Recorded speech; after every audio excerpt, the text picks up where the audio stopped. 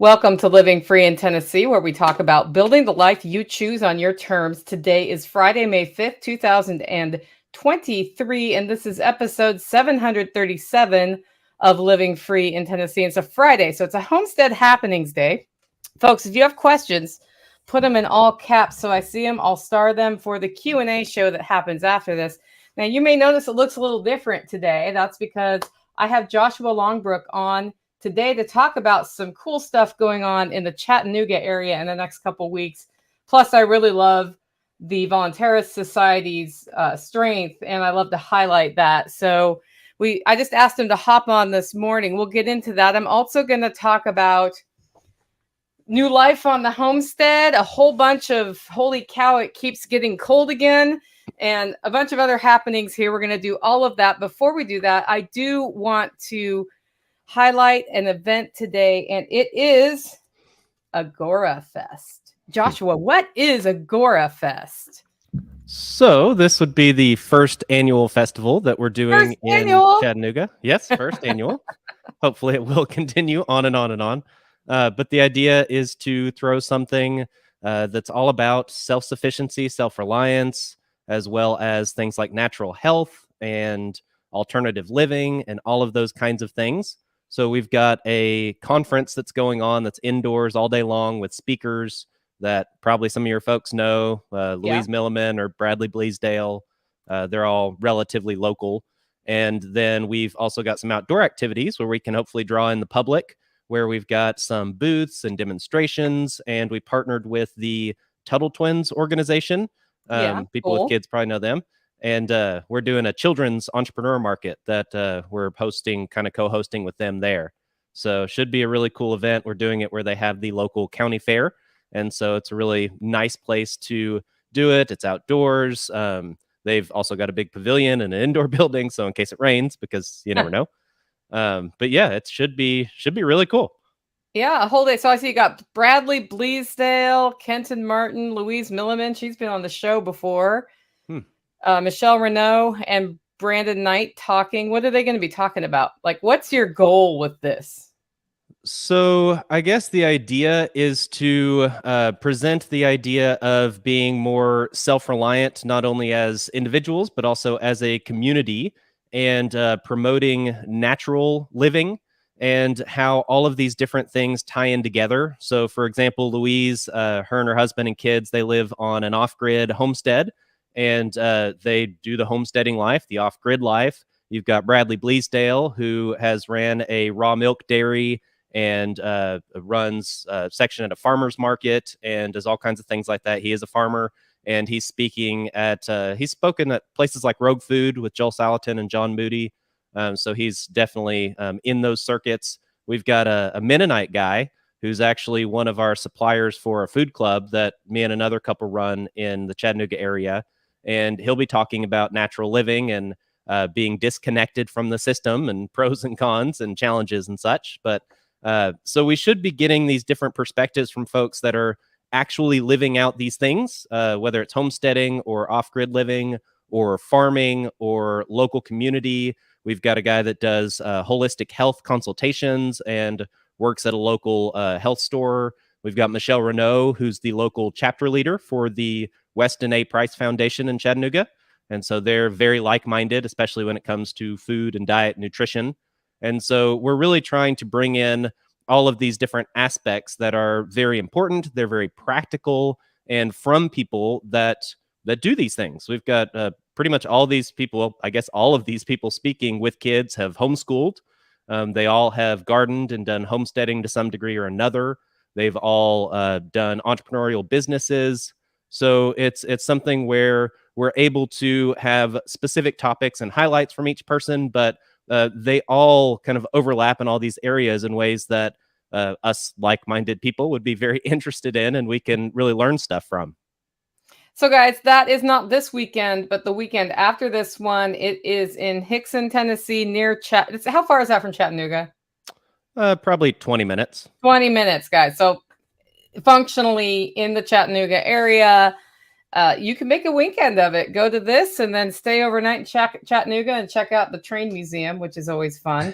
or do And we other also stuff. have some campsites. If anybody is interested, Chester Frost is a campground, and we Sweet. reserve some tent spots right by the festival. So you could reach Awesome. out and we could hook you up. So you get your tickets at theagorafest.com. They have a free option where you just have access to the outside activities. Attendance is $60. That's super cheap, especially considering it includes lunch, guys. So And a good quality lunch too. a good quality lunch too. So, well, I wanted to highlight that event. I'm going to talk to you a little bit more about your membership organization. Before I do that, though, I want to thank today's show sponsor, and that is Agorist Tax Advice. I thought it would be a great fit with talking to somebody from the Agora. We're going to use the A word a lot here.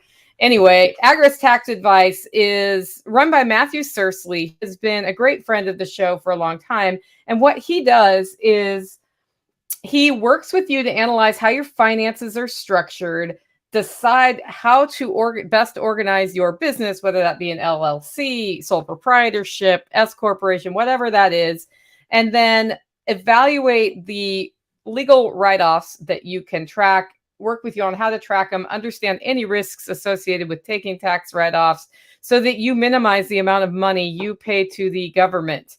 He has a vast knowledge of real estate, rentals, end of life planning, all sorts of things. And he offers a free consultation over at agoristaxadvice.com/LFTN. He does not want to work with people who he's not a good fit for yet. And that's part of what that call is about. But you'll get something out of it, even if you're not quite at the place yet where you should be working with Matthew. Thank you to agoristaxadvice.com for sponsoring the show. Okay, Joshua. I usually run straight from here into my what we're foraging off the land segment, but I actually asked you on one because I thought you would explain Agora Fest better than I would. And two, I've talked about the Voluntarist Society in Chattanooga. I try to make it out to one of your events once a year, and I know about it because of you and your wife. Like, I had no idea it existed, and then your wife reached out to me. She's like, "Hey, come speak."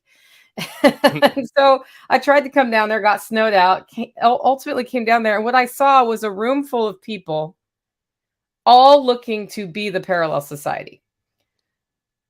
So talk to us a little bit about that, and then how you've gone from what started as a group sort of sharing best practices to launching your PMA and what that's all about. Okay, yeah. So I guess 2.5 years ago or so, kind of beginning of COVID, we ended up starting a local Agorist group. It was something where I went online and I had heard an interview with, I think, Derek Bros or someone else associated with Freedom Cells. And so got on there and ended up just hosting one. We met at a restaurant. It was 8 people. And we were surprised that 8 people showed up and that there were that many like-minded people around. So that was exciting. And we decided to continue meeting. So after a few months, we had 20-something people in a Mexican restaurant, and it was really awkward to stand up and say something. And so we started renting an event space. We got on Discord. We've since moved to Gilded, which is like a forum chat platform. And so we stay connected. We share various things. We have different chat topics on gardening and homeschooling and all kinds of related stuff. But the whole point was that we wanted to find like-minded people and create that community in the area we live in. And so that group, it's, I guess the public facing name would be the Chattanooga Voluntary Society. And that group, it consists of people roughly within an hour of Chattanooga. We've got some folks that come from Atlanta, and people have come from Nashville and other places roughly nearby in the region. But we have this broader, bigger group, and we pool resources, we learn things. We have a speaker every month where we learn about a different topic. Like this month it was actually last night, we talked about gardening. And the one before that, I believe, was homeopathy. And we've done cryptocurrency and just all different kinds of things. And so not only do we get to learn together, we get to know one another. We've been able to provide all kinds of resources for each other. We've got a guy that's got a drone. We've got a guy that's an ER doctor that'll make house calls if needed. We've got people that Homestead. Most everybody homeschools. We've got all these different resources, and just getting to know that community and who does what has been super helpful for all of us. And then we also have tried to create smaller groups in the more local areas. So instead of being within an hour of Chattanooga and that hour radius, you might be 2 hours away from someone at the other end. So people that live in your town, maybe within 20 minutes or so or less, ideally. And we've got some smaller, more regional groups that meet up independently and have gotten to know each other even more.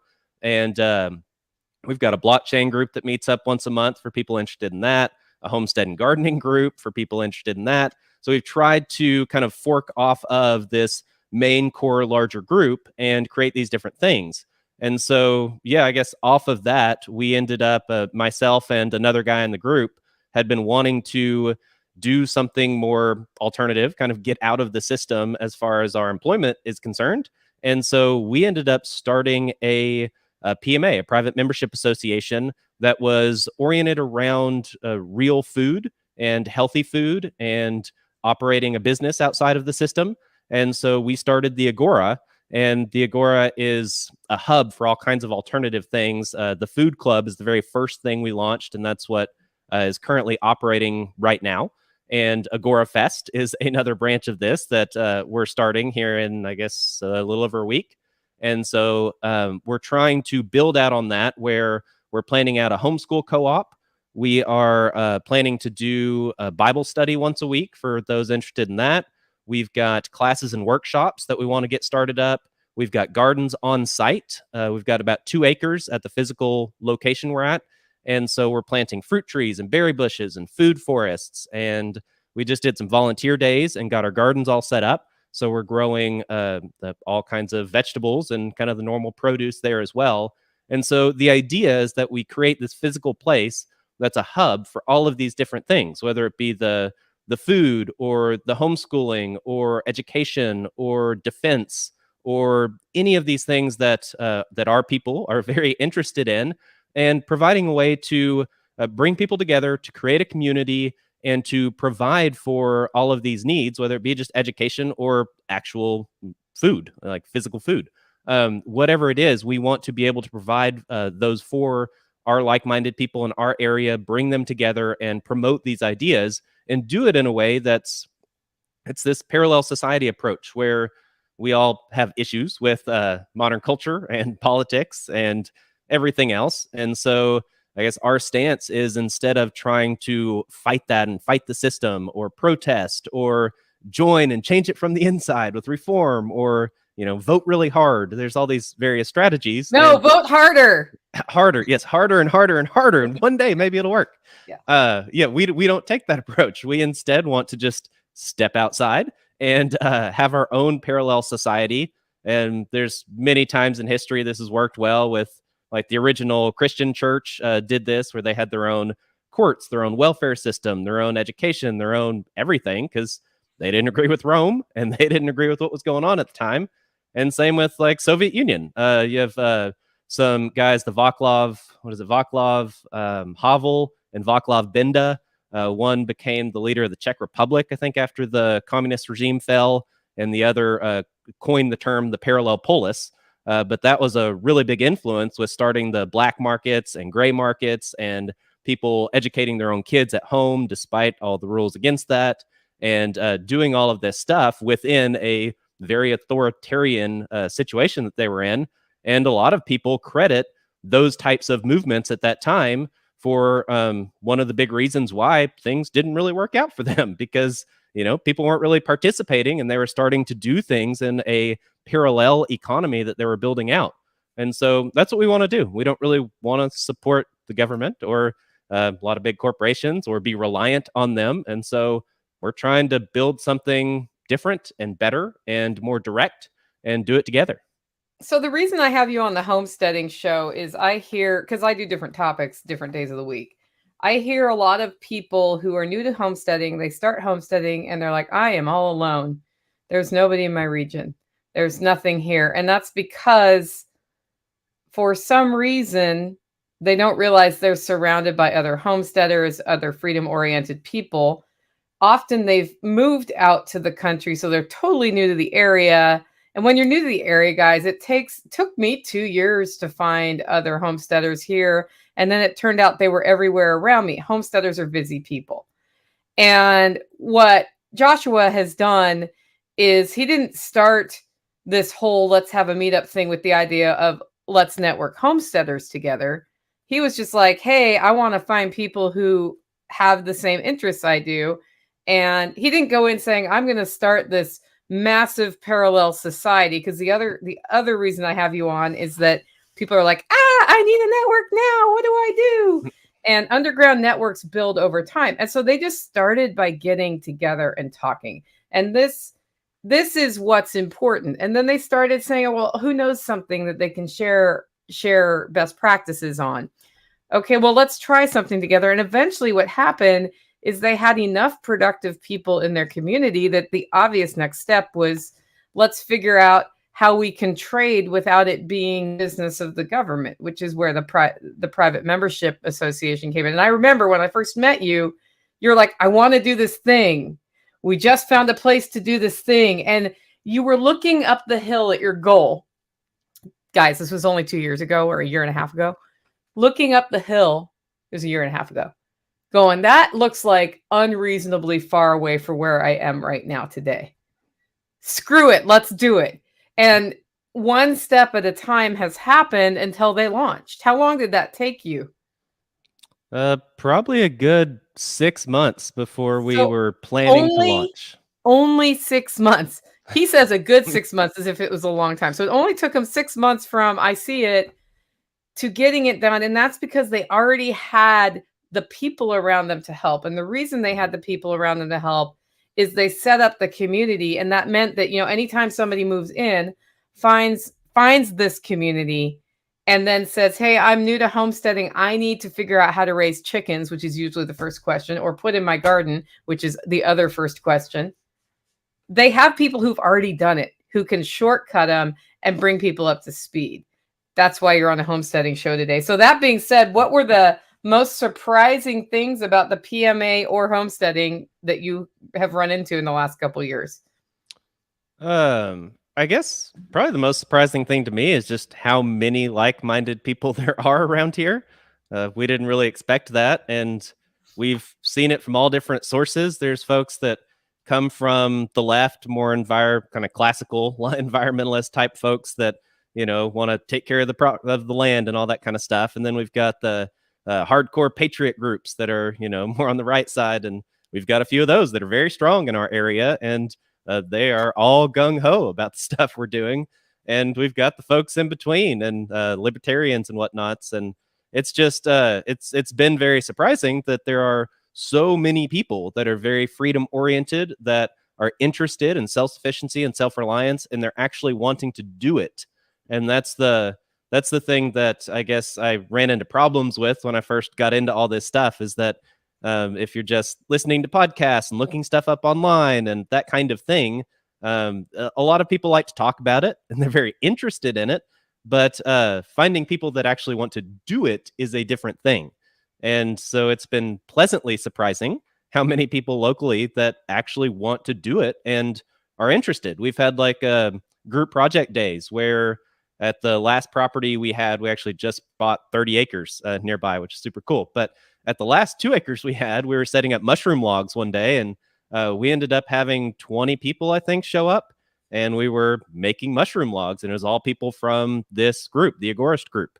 And we've done the same, had help building a sheep stall at one point, or putting up a fence, and just various things. There's someone that reached out a few weeks ago, an older lady, semi-locally, that wanted to set up a garden and couldn't find anybody to help her.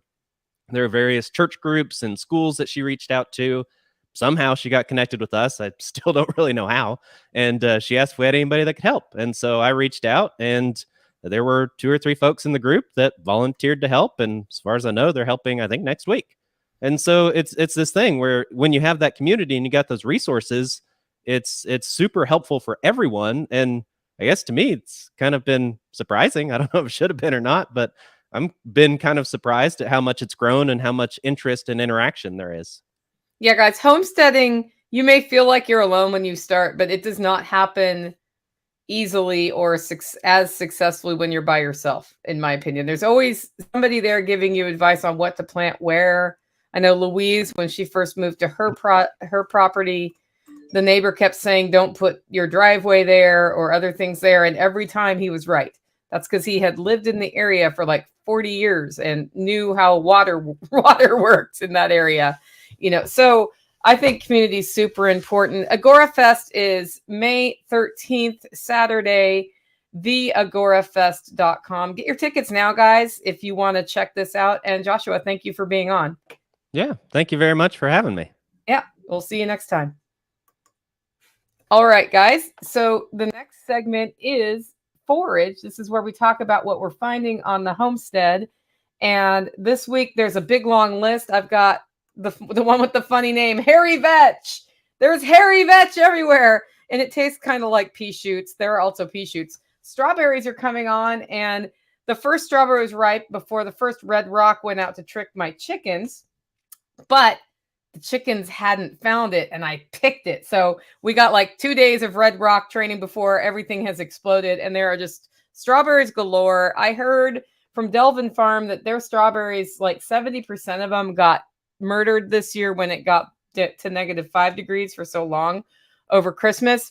I had 3 varieties of strawberries on my hillside garden going into the winter. I have one variety now, which I can tell based on the cycle of when they bloom. They're all this very robust, creeping strawberry plant. And I believe it is the variety that Ryan Steva brought here that he sourced from a local Amish community that they just take over the world.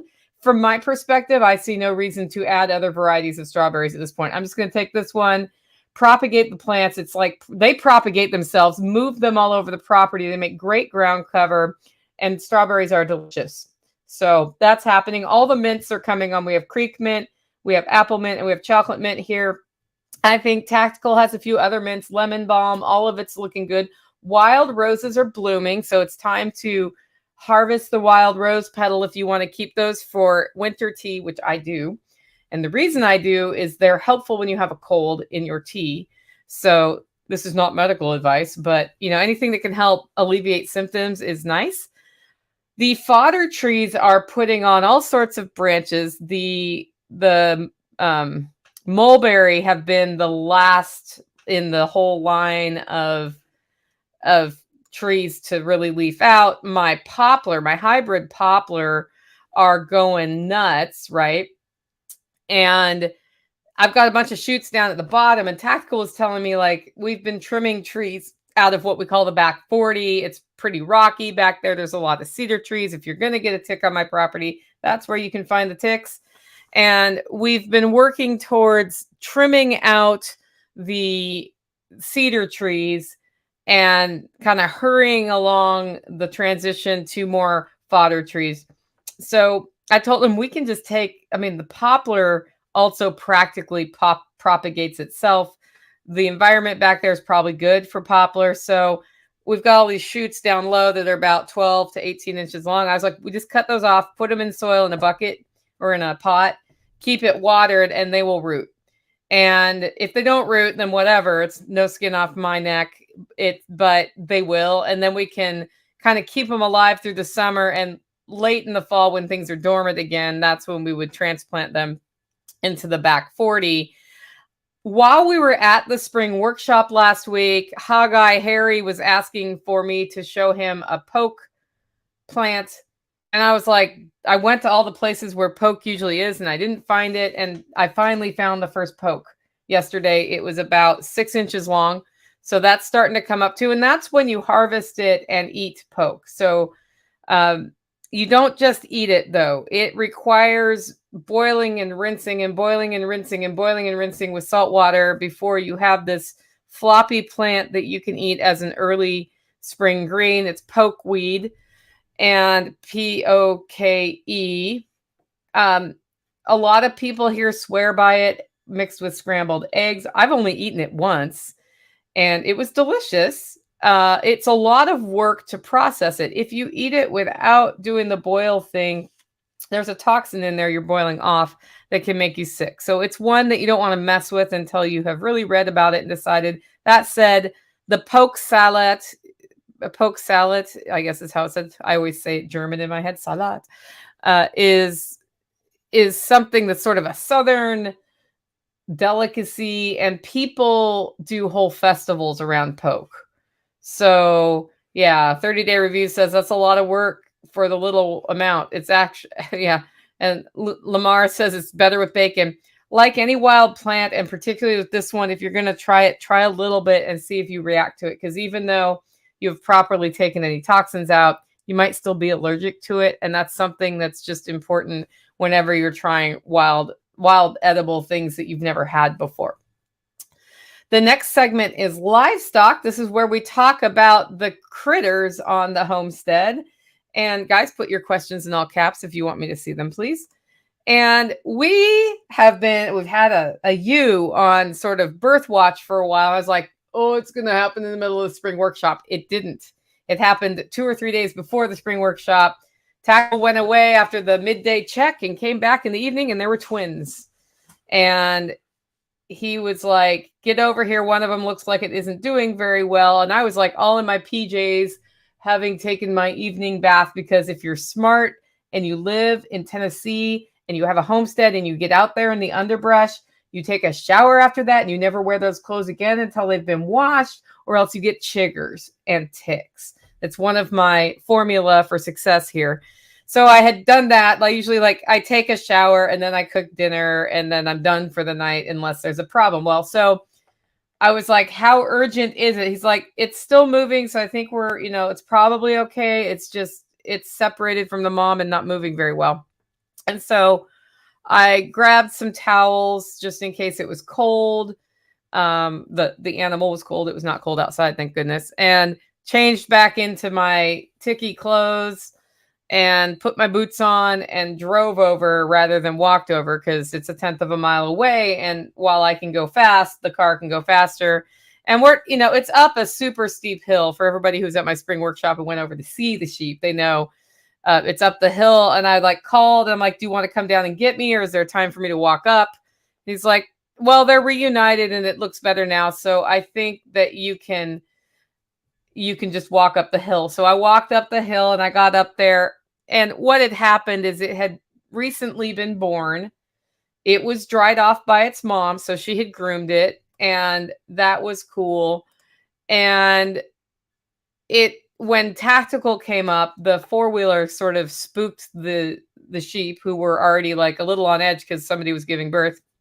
And they ran up the hill, and the little one got separated from his mom and was screaming, "Mom, Mom." And then they figured out it was just Tactical and they didn't need to be afraid. And then everybody was reunited. I witnessed both babies nursing and their little tails saying, yep, we got stuff. And once I saw that, the only other thing I was worried about is it was going to be cold that night. And did we need to bring extra straw up?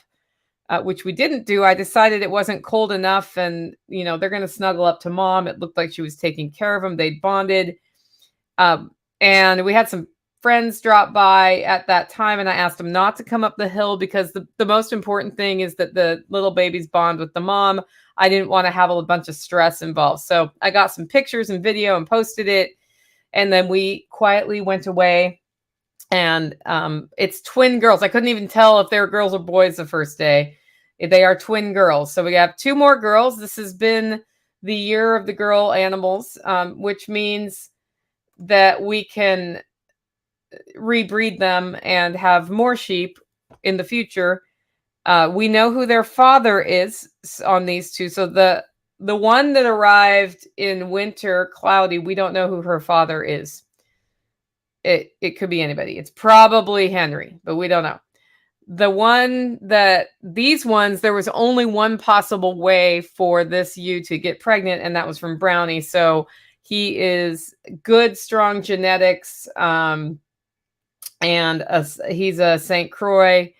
The mom of the girls is a Katahdin. So we know if we then breed these girls with either of the other 2 rams, we're fine. So they're still healthy today. They're looking great. We just keep rotating them, and there's been no issues. I have gotten my hands on them once, and I would like to be up there a little bit more than I've been making time to be up there. We'll see if I can do that. We are having a rabbit explosion. So I spent years with rabbits not being successful in breeding them. Now there's more rabbits than we know what to do with, but this is part of our transition towards a raw diet for the dogs. And in fact, the LGDs are getting rabbit today. Speaking of which, I was in my living room this morning having a cup of coffee after my first workout of the day. We'll talk about that later.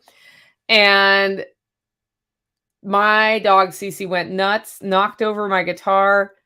And usually when she does this, she's breaking up a cat fight. And all the cats sat around looking pissed off. And I'm like, Cece, knock it off. And then she and Chestnut are just sitting there looking very intense. And I was like, whatever. I put the guitar back up. I turn around and Cece slinks away from my wood stove with something in her mouth. And I was like, dang it. There is a giant rat in my house. I don't even know how. It was like a huge gray thing. And I go over there and I'm like, well, I better do something about it. It wasn't a rat. It was a baby wild rabbit. And apparently the cats had caught a baby wild rabbit that's old enough to be weaned. So it's just a small one. And brought it into my house. The dog saw it, and Cece loves to chase rabbits and she loves rabbits. So really what she was doing was going after the rabbit, and it was still alive. So I picked it up, and what I should have done was fed it to the dogs like a good homesteader, but instead we took it outside and let it go. So, that's my homestead fail for the week, but it was kind of like things like that happen on the homestead, especially when you have a cat door. So you really need to think about your cat door. Incubator eggs are going. I think we have 13 or what I see, 15 days left. So we're going to be hatching ducks when I'm not in town. I'll be at the Exit and Build Land Summit. So I need to talk to Tactical about what that looks like. And I'm candling them today or tomorrow just to see which ones seem viable and which ones might be Muscovy versus Khaki Campbell. And then if I want to separate them, I need a second incubator. So anybody listening to this who has an incubator they're not using right now, let me know. Because if I figure out that the Muscovies are less far along, I would like to move them and actually try to get both varieties of ducks. Speaking of ducks, they were doing great in eggs, and all of a sudden they're not laying as many eggs, except I'm finding them in the yards. The dog's finding them in the yards. So we have the issue where when ducks decide they want to nest somewhere in my yard instead of in the coop, what they do is it's like they hang on to the eggs in the morning past the 9 o'clock let out time, and then they let it go in the yard. And usually what's happening is a Khaki Campbell is setting up a nest somewhere. And I noticed I'm down to Khaki Campbell. So I'm pretty sure there's a nest somewhere that we have not found.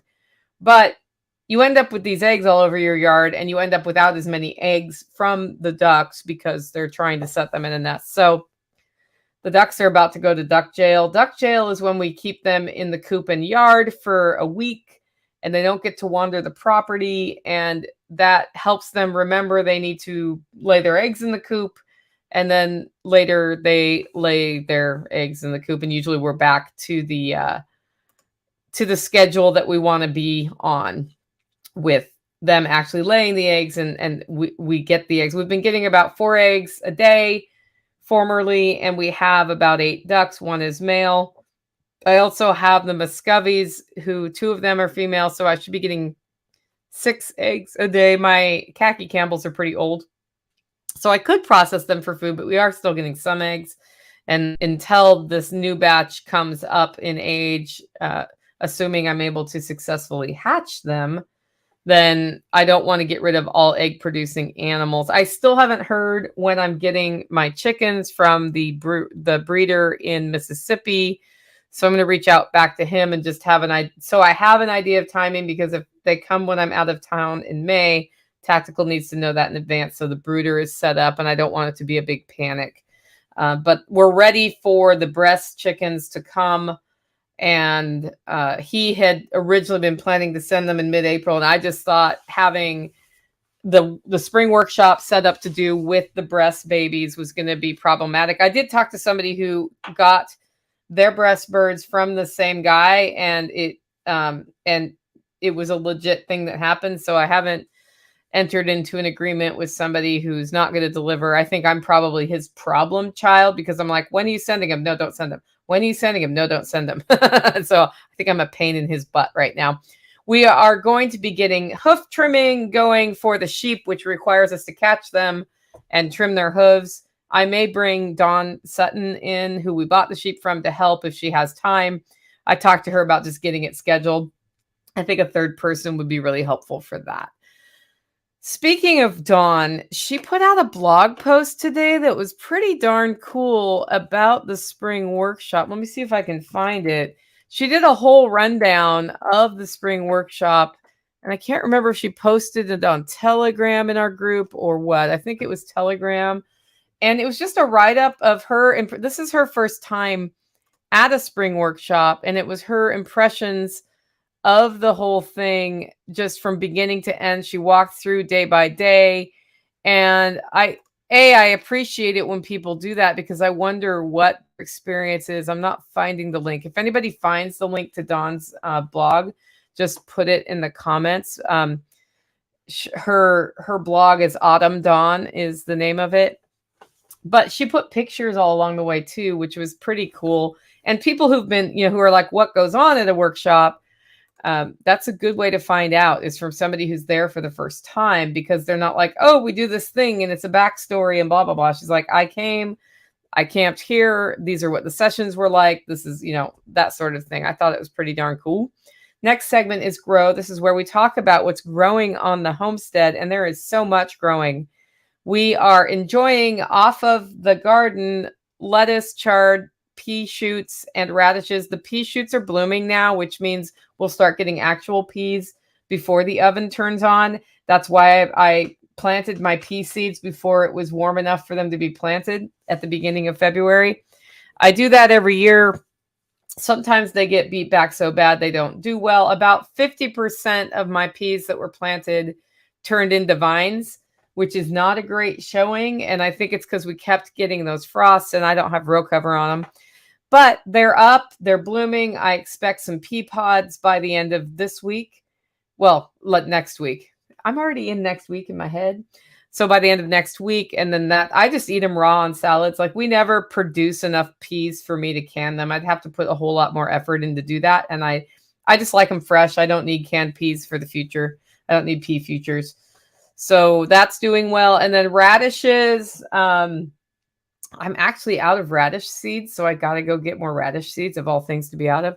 And I had a lot of radish seeds, but I just sort of sprinkle them. Every time I plant something, I also sprinkle radish seeds and they come up or don't come up. And those are out. But I did a variety of radish just because it was in the free packet of seeds that Matt's wife, Ashley, gave us that she scored from Walmart. They were like as big as a banana. And usually when you let radishes get really big, they're not very good. But these maintained radish density.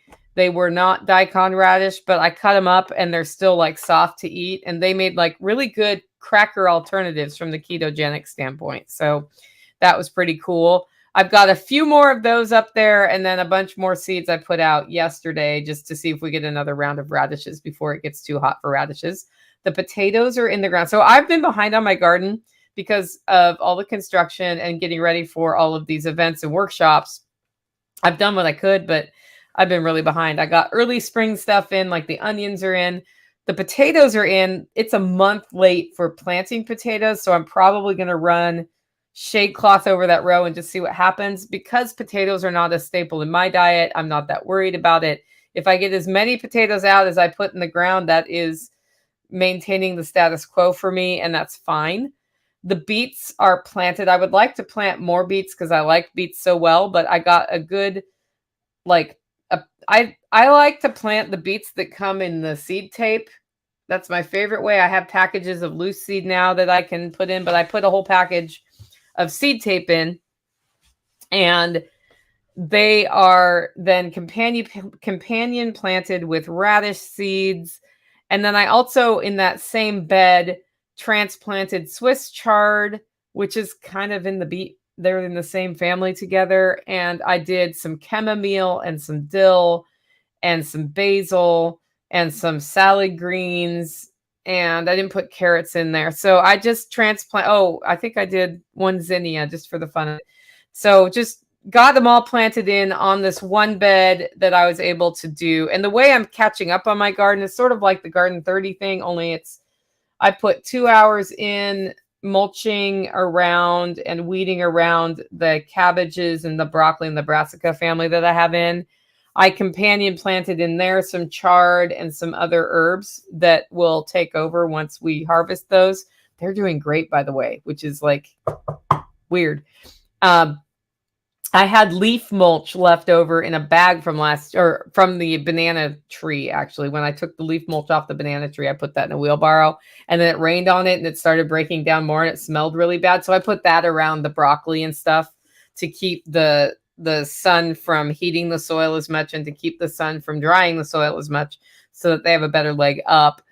And then that took 2 hours. Then and I also planted the potatoes that day. The next day, I just spent an hour yesterday because it was a really busy day. Yesterday, we're doing all the event finances, one expense at a time, and it's really frustrating and time consuming, but it's worth it. I had a lot of weed creep on this bed because I had cardboard over it. Some of it had blown off, and I did all the hand weeding, and then I garden forked it, and then I hoed it to get it ready to plant. And that took me about an hour of pretty heavy work. Like, it gets your heart rate up. I call it farm fit. And I call that the equivalent of a workout because it's cardio at that point. I don't do that for my workouts every day, but that's one that I would qualify as a workout. And then once that was done and the soil was all nice, I walked away from that. And then before cooking dinner, because, earlier I said I'd take a shower, then I cook dinner and then whatever. I was like, okay, if I put the effort in now to transplant into that bed and to plant the beets in that bed, then when the rain comes today, it will water it all in, and I'm working with nature at that point, and then I can take my shower to get any, yucky off of me. So the soil in that bed was really good where the cardboard was, because I ran out of wood chips and mulch last fall, and I just had all this cardboard that Nighthawk had dropped off because he works in an HVAC company, so like furnaces come in big boxes.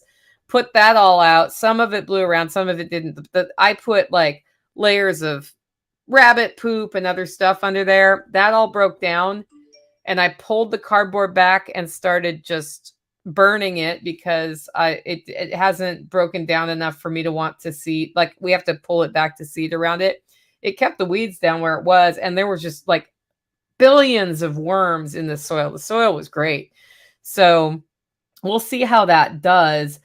I've got a mulch problem. I need a creative mulching solution because once again, I'm out of mulch. So I think I can use the really like 10-year-old hay up in the hayloft, and I'm hoping it doesn't have ridiculous seeds that are still viable in it. I have not put it through a compost cycle. I don't have enough compost or leaf mulch or anything else to put out there, and wood chips are non-existent here except for cedar chips, which are a little bit too weed subduey. Like, they're great for my pathways and for under Taj Mahaler, but not really in the garden. We used pine shavings last year from Tractor Supply, and that ended up also subduing seed germination too much. So just sort of looking for other ideas about what I can source. And I could shred paper, but I definitely want to get mulch out there on this row once things have, I have to wait for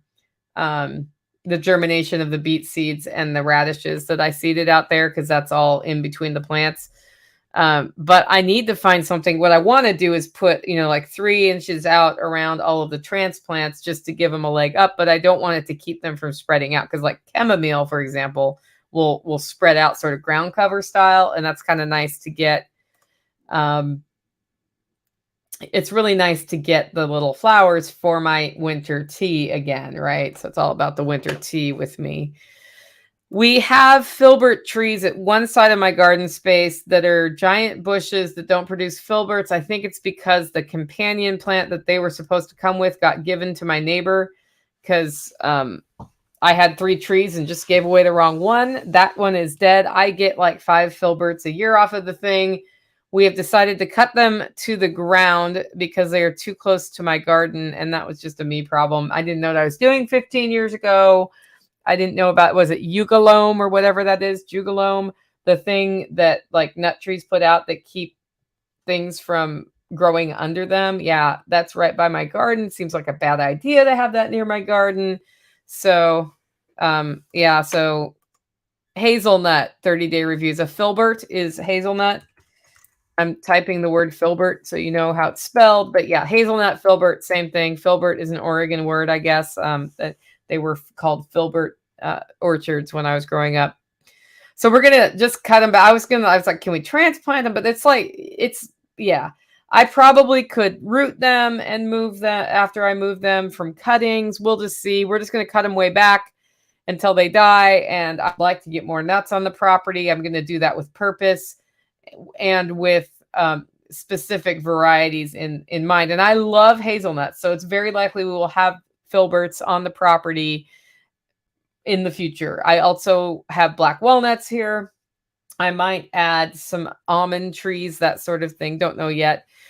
We need to chop and drop the swale. So there is a lot of manual maintenance of my swale, like food forest area right now, just because it's the first year. It's doing really well. I've got some weeds coming up, like pioneer plants I don't like, and I'm trying to get things like strawberries and other things to keep those from being there. So, and then any plant I'm seeing that's doing well in the food forest, I'm working on a plan to clone it to spread it out more. We did an approach with my food forest that was a budget approach. I spent a couple $100 on trees and plants, and we put them out sparsely, knowing that I was going to be cloning and moving them for the first couple years. And I did that because I wanted to show an example of how doing a project like my orchard/food forest doesn't have to cost thousands of dollars. It costs $600 for earthworks, so that's expensive, I guess. But it also was only a couple $100 in trees. I could have done it without the earthworks. I did not have to put in micro swales to get success from the system. I just wanted that for a long-term plan. I could have hand dug those, and it would have cost less money if I had more time than money. And then I did not plant as densely as most people do because the intention was see what does well, clone what does well, and go from there. And so far, that's going beautifully. It's going beautifully. And even my hydrangea I thought was dead is starting to come back. So it's a food and flower forest. I like flowers, so I get flowers, even if they're not edible flowers. Anyway, that's everything that's growing on the homestead. There's a lot going there. I've got to get the pots moved with the hops and the strings up for the hops, and I've got all sorts of herbs growing in my pots that reseeded themselves, and we still have an aquaponics system to move. So there's a lot on the to-do list, but I have no illusion about I'm just going to do one thing at a time as priority. Like I have 2 beds in my 5-bed garden functional right now, and 3 that are not functional. They're not being harmed by not being used, but I'm doing one at a time and getting it done all the way and maintaining it rather than trying to get all of them done at once before I do anything. And I'm doing that because this year may be a year that I have a smaller garden than usual. We'll just see. It just depends on time. Next segment is harvest eating. This is where we talk about what we're eating that we've grown here. And daily saute season has arrived. We did have green peppers left over from the workshop, so we're like ahead of our season with those. And we've been mixing that with Swiss chard, wild greens when we got, in fact, I should get some watercress to go in today's saute, radishes, onions, all sorts of stuff. What happens at this time of year as stuff starts coming fresh from the garden is there's just a random saute with anything. Like if I get a spike of asparagus, I'll throw that in the saute. If I get greens, I'll throw that in the saute. When we start getting fruiting plants like peppers, those will go in the saute. Squash is going to come on soon. If I plant it, that'll go in the saute, right? So that's one of the reasons I want to get my my homegrown cooking channel going. And I worked on the kitchen. This is the time of year where we can really show this is what came in off the land. This is how we prepare it. So I guess I got to get a camera hooked up in my kitchen is what I'm telling y'all. Next segment is Holler Neighbors / Community. This is where we talk about what's up with the Holler Neighbors. LFTN 23 was the best spring workshop I've ever done, and it's because of the Living Free in Tennessee community and the Holler Neighbors. Everybody worked on this event. People who didn't want to work on this event worked on this event, and it went really well. Part of what went well is even though we go through 480 eggs in this event, we were able to source it all from the community. In fact, Carrie Brown brought turkey eggs. So if anybody wanted to taste a turkey egg, we fried them to order on I think it was Friday morning. And, you know, that's kind of a fun thing to do when you're at a homesteading event. And we had all sorts of sessions scheduled. We do what we call salons in the evening, where if somebody wants to host a session about something, they can. So we did that, and people loved it. There was the tour of Holler Roost and all sorts of different things that happened. A lot of work got done at this event. We installed an entire solar system. And here's the deal. Friday, I got a text from the electric company. The first time I've ever gotten a text from the electric company. It said, tomorrow from 10 p.m. to 6 a.m., you will not have power for planned maintenance. And I'm like, well, crap. I have like 65 people on my property. What do I do? They consume water. They usually want lights. We're supposed to sing karaoke Saturday night. Like, there's a whole lot of reasons we want electricity. And so what happened is I told Sean, who was overseeing the solar build, hey, we're going to have this power outage. 30-day review says at least they let you know. And that's the only time in 15 years they've let me know that that's going to happen. It has happened before. But I was like, sweet, I know at least. Can we be done with that install in time? And he said, yes. And everybody pulled together, got it done. Matt Nuzzo came out and did the electrician wiring work. We transferred the well pump over to the system, and then the power went out, and we had generator karaoke because I don't have the solar up to my house. So that had to go off the generator. And that meant that karaoke was louder because it had to be louder than the generator. Luckily, I have a relatively quiet generator. And the lights ran, we ran an extension cord from down the hill. The lights ran off of the extension cords. Everybody had a great time. It was a good time. And Claiming Liberty says karaoke without utility power was amazing. Yeah. It just happened. We had to have the internet running, and we had to have the karaoke machine running. And the lights went out a few times. And it was because there's a wiring problem in my pump house that is unrelated to the solar wiring, which is not at my pump house. And troubleshot that, and we did just fine. It was the ultimate test of the build. And I just thought it was funny that Murphy threw that challenge, but it got done because of the community we have around us. Next segment is infrastructure. This is where we talk about what we're building on the homestead. We are connecting the fence for the Victory Garden space / chicken run to Holler Roost in advance of getting chickens in there. And there's some talk of plans being drawn up for sale for those of you interested in that. So I'll keep you in the loop as that project develops. And then Tactical has been experimenting with the ground rod issue that we've had on the pasture. So the ground is still very dry. And he's like, it's like we're still in a drought. And I said, I think the problem is that we haven't been grazing that property long enough for the soil to have recovered from, the abuse that it went through in its life. And I think we need to more intensively rotate the sheep actually, but we're not there yet. And the problem remains that when the ground gets really dry, the grounding rod does not deliver as much as an oomph. And so he's been experimenting so here's the grounding rod. There's a grounding rod. Then uphill from the grounding rod is a hole that he dug, not super deep, just a couple, like a foot, I think, or a foot and a half. And then he sort of built up a berm below the grounding rod, and he filled that hole with rabbit poop. And he is pouring water into that and letting the soil just improve a little bit so that it hangs on to the moisture better and delivers a pop. And he said the ground is still drying out really fast, but it's starting to work. And every time he notices that the grounding is not as strong as it should be, he just pours 5 gallons of water down there, and it does what he needs to do to keep the grounding rod grounding properly.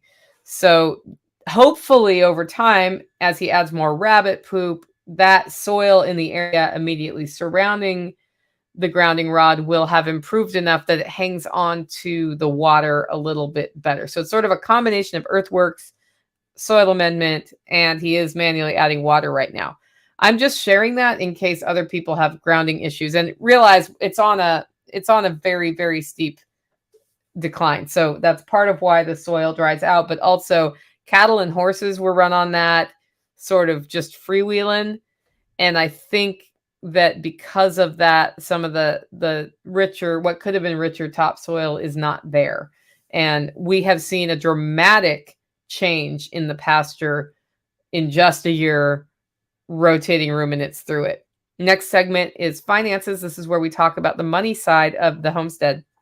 For the last 2 years, I have had the Holler Homestead Hip Camp closed because we were doing so much earthworks that I didn't feel I could provide an experience for campers that didn't involve mud, rocks, and the sound of a backhoe on a Saturday morning.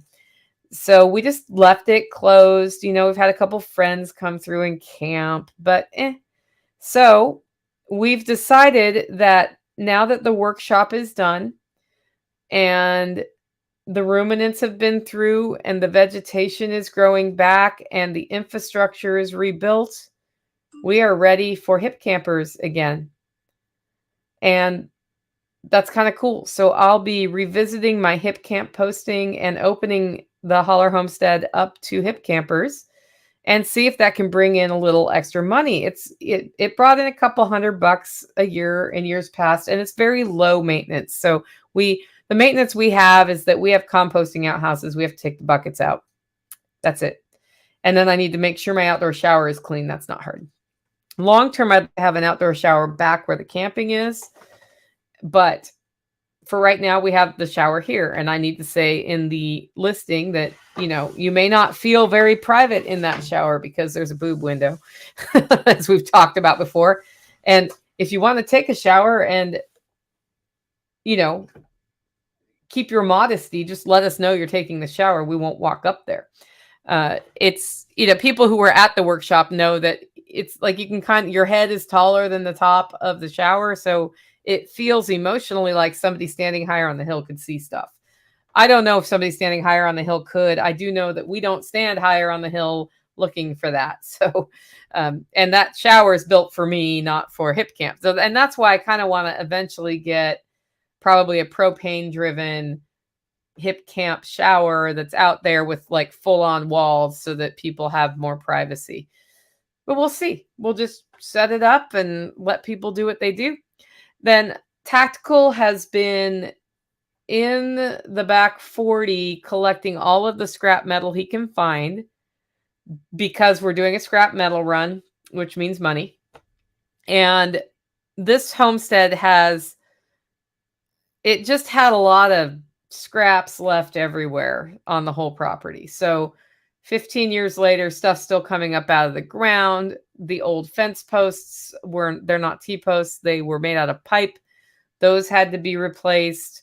lot of stuff coming out of the land, and he's got a big old pile of it. He's collecting all of it to do one metal run. And at the end of that, the money is going into the latest bucket or mason jar. The mason jar is dedicated to a replacement lawnmower. Yes, with sheep, we still need a lawnmower.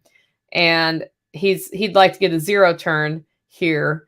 And so pretty much everything we sell at this point when we have a goal like that goes into the jar for the thing. So it was my tires for a while.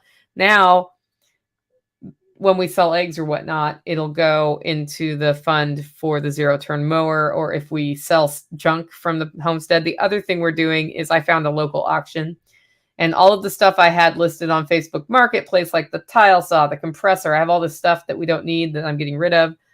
I just took it to the auction house, and it's going to get what it gets. End of story. And that's actually better for me than answering a million questions on Facebook Marketplace, because you wouldn't believe the questions I get. And it's like, I just priced this battery operated vacuum cleaner at $10, so I didn't have to deal with your crap, and now I'm dealing with your crap. So that's, a thing. Yeah, Tactical says it's also to get the scrap metal out of the way, because we need to get the scrap metal out of the way so that there's room to have other things. This property, guys, in the last 2 years has changed enormously. People who haven't been here in a while don't, like, when they come here, it looks completely different. And that's something that, I don't know, if you haven't been out here, you should totally come out to one of our open houses. I'm going to have an open house, I think. Let me look at the date real quick. I'm trying to get one done in May, but it'll be after my trip to Exit and Build Land Summit. So the 27th of May, I'm looking at doing an open house. It's just a Saturday, 9 a.m. to 2 p.m. sort of thing, where we have an open house and people can come hang out and just see what we're doing. No particular projects that day. Tactical, by the way, I sent you a join link because I'm almost done with the show. I'm going to send it to Steve as well, but I don't think he'll be coming today because of reasons. So, but I'll send it to him just in case. So that's the finances on the homestead. And that is the end of the homestead part of today's show. We are going to go into Q&A once we wrap up, guys. If you like the show and the work I do here, you can support us in two ways. One, get your coffee at hollowroast.com. Two, consider becoming a member. Head on over to livingfreeintennessee.com to find out more. Don't forget, if you want to check out that cool event in Chattanooga, the agorafest.com has tickets. With that, guys, go out, make it a great week.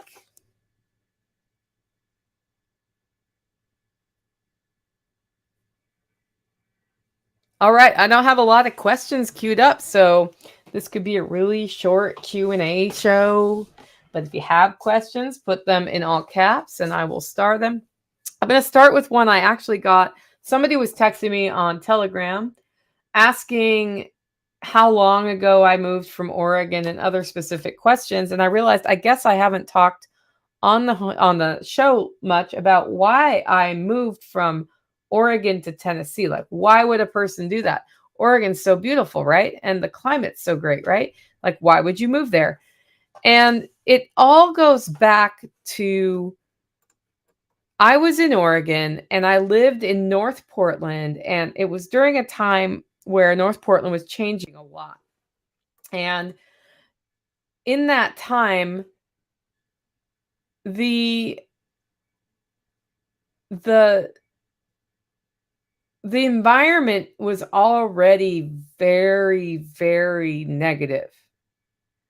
And I'm very sensitive to a negative environment like that, by which I mean the culture of Portland, Oregon had gone from open-mindedness, sort of a punky atmosphere, people empowering people, to, if you don't think this narrow way, you're ostracized, vilified, whatever.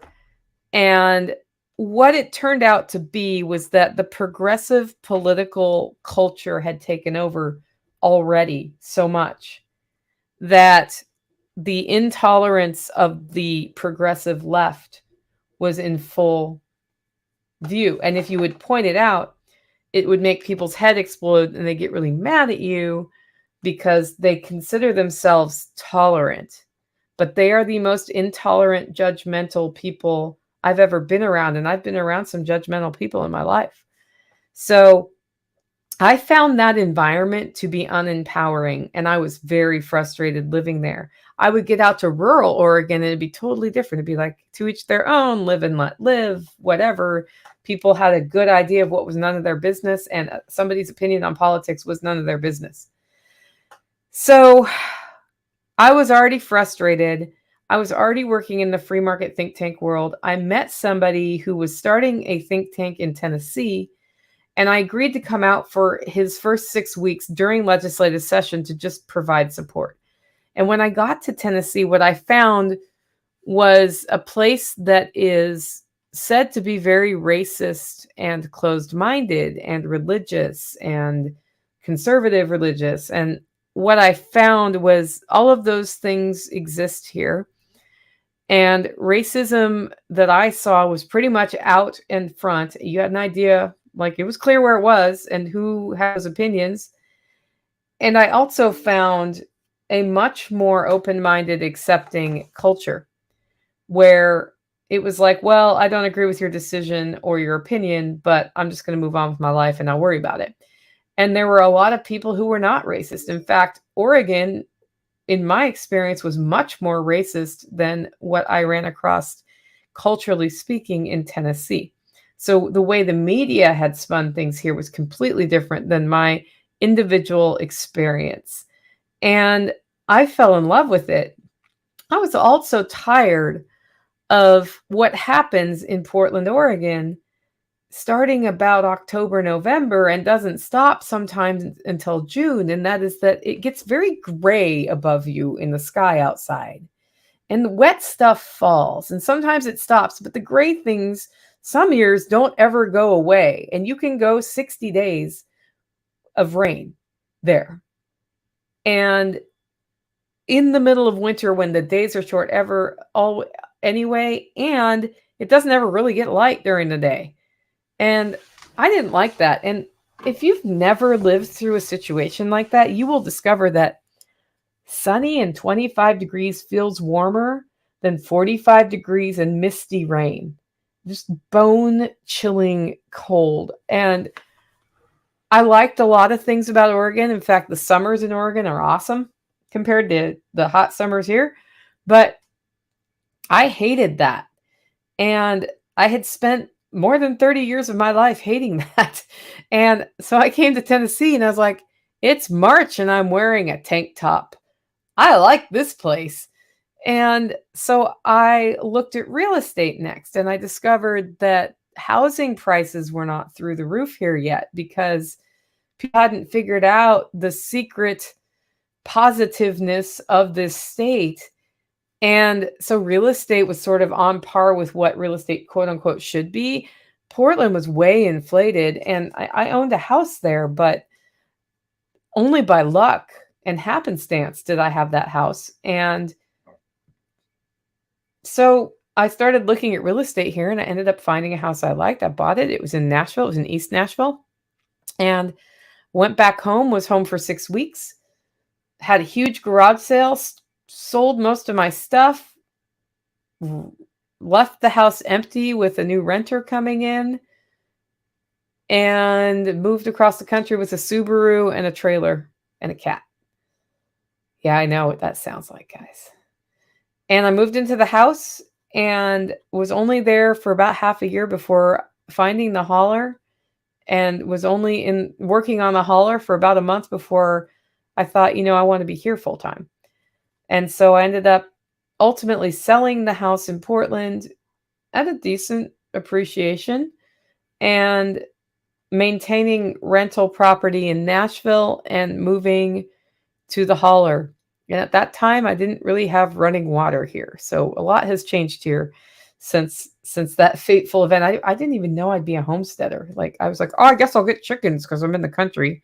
Yeah, that started a whole like cascading effect. So that was another reason I moved here. I also evaluated the tax situation. And in Oregon, there's income tax and property tax is high. Here, property tax is high, but property tax values are lower.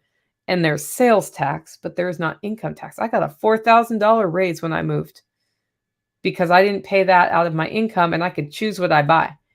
So for all of those reasons, I moved here. Was it because of gun law or freedom orientation or any of that? No. The energy of this land is healing where I am, and that's why I'm still here. That's it.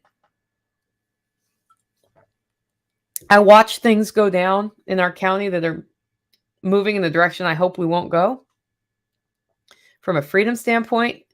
And I may at some point actually have to run for office again if I think I can get voted in, but I don't know if I can because, you know, it's easier. It is easier if you have a church family in this particular county to get to be successful in elections. And I'm not going to lie and start going to a church that I'm not actually going to spiritually. Other people do that for politics. I won't. So all of those things, like I watch it go down and my land is still healing. And I hope that we are able to keep the ever overarching arm of tyrannical government overreach out of this county. That's it. I love it here. I don't plan to move, but I could move. I mean, you never know what life will bring you, but I am putting some pretty deep roots in the Holler Homestead at this point. So that's why I moved to Tennessee. And if you ask me if I miss Oregon, I miss some things about Oregon, particularly the berry crops there. Like blackberries here are not blackberries. They're terrible. Blackberries in Oregon are these juicy, sweet things that are delicious. And here they're very sour. And it's just, it is what it is. Anyway, Tactical is on. Let's let Tactical say hello to everybody from all our neighbors. Tactical, what's up? All right. Okay, what's up though? What's going on in the holler? A lot of miscellaneous stuff. I just like yesterday I went through and pulled an entire row of barbed wire and fence post, which that's part of what I'm pulling for a scrap metal run. And then that also gets all of that old fencing out of my way so that I can replace it. And I'm getting ready to start putting in some other stuff back there that's literally going to change the terrain. And it's also going to make it much nicer for stuff like the hip camp because that's one of the primary camping areas. And then seeing as how it looks like we might be past the last freeze, I actually just started dropping some plants actually in the ground. So working on that. There's a lot of other little miscellaneous stuff. There's a hole that I keep filling in and it keeps washing out and it's putting water into the pump house. So I had to go to the barn earlier. So while I was there, I took a 5-gallon bucket, shoved some hay in there. And so after we get off of here, I'm going to go down there and basically use the hay and some clay to make kind of a hard packed in, held together area so that we stop having that problem. I mean, all in all, it's going to be like 10 minutes of work. So a lot of little stuff like that. Autumn Dawn, I see you're on. Put the link to your blog post about LFTN. It was really good, and I don't have it in the show notes. Yeah, that pump house issue is a thing for sure. So we need to do a little contouring or something because it keeps washing out a ditch that leads straight into the pump house door, which is not ideal. Not ideal. Anyway, so the funny thing about Tactical's update is I didn't know any of those things, and we live on the same piece of property. So you would think we talk to each other, but apparently we don't. I too have been putting plants in the ground that he doesn't know about. So we all think that the last freeze is over. And next question I have is, does poke get mushy like spinach when you boil it over and over? Yeah, it does. That's the thing about poke. It's not going to be al dente. It's boiled to death or boiled to not death, really. But you know what I mean. It's boiled way too much. 30-day reviews also says, do you want me to add my ND channel as moderator and do Garden 30s? Yeah.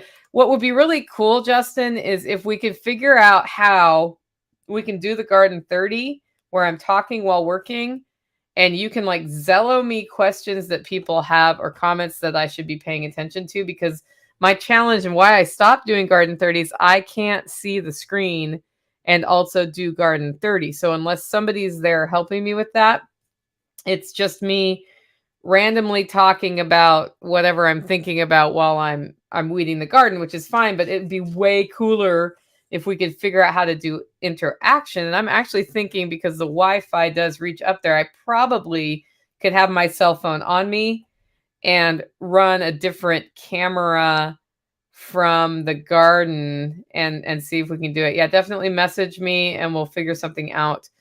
I don't have any other questions queued up today, guys. Do you have anything you want to ask, or are we going to wrap up super quickly? It'll be the shortest Q&A show I've ever done, actually, if that happens. I'm not seeing anything come through. And Tactical, any last words before we sign off? He's having trouble unmuting. There we go. No, I mean, as soon as I get off of here, straight back to work. Yeah, I'll be producing my podcast. Same thing. I have a big order that came in to roast, so I'm going to roast today, even though Thursday is my roasting day, and then flow into the weekend. Woohoo! Guys, don't forget, it is Friday, except for you're hearing this on Saturday. It is Saturday, and tomorrow is Sunday. You have time right now to get one thing done for yourself, for your future self. And I like to think of my future self. Every time I do something, like last night when I went out into my garden, I planted all the plants before taking my shower, before cooking dinner. That was a job I was doing for future Nicole, because future Nicole is super relaxed today because she's not worried about getting plants in the ground before it rains at 1 p.m. and it's 12 o'clock right now. And future Nicole is now. Yesterday, I was thinking of future Nicole when I did that. So think to yourself, what would my future self really appreciate tomorrow that I can do today and get that one last thing done? That's how we make progress. Make it a great week.